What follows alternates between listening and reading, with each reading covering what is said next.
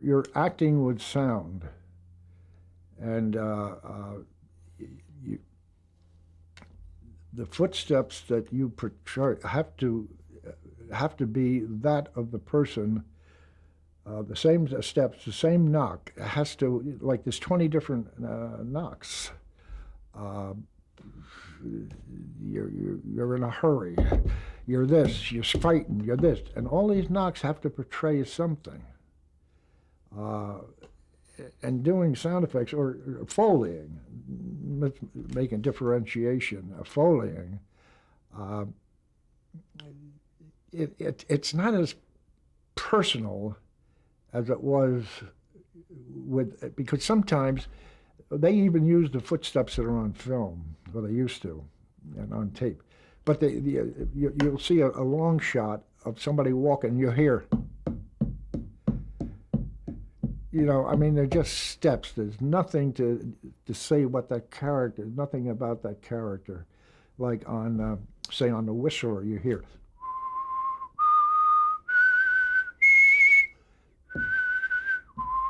I am the Whistler. I walk by night. And you had to do all those things. And if you didn't do it right in radio, you were out of there, because in addition to the control booth, you had the client's booth.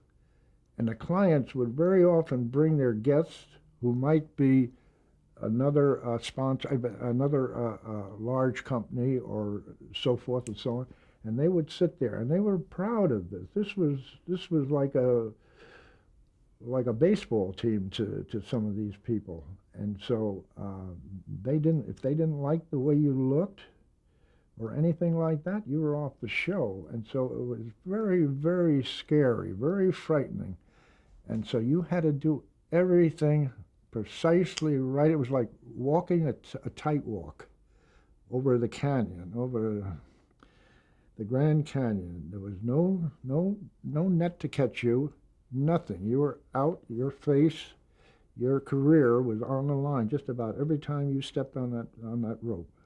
So you better know what you're doing. So it might take. A vice president said it took 3 years to become a good sound effects artist, and part of that was getting along with producers and knowing when, if you didn't have an effect, to say to mollify them, or if a cue said the sound of a nude body sitting on a cold marble bench. You had to know, was that a joke, or were they kidding, or did they really want something like that? And that's what experience took. So they gave that to me once, and they said, they were all, and so I just did a scream, What was that? Well, that was a cold body sitting on. So it was a very interesting and very frightening, and like I say, much of it was motivated by fear of losing your job, because jobs were very scarce, just like they are now, and pride. You want to be, first of all, at CBS. We always felt we were the best sound effects people in the world, so we wanted to be better than NBC.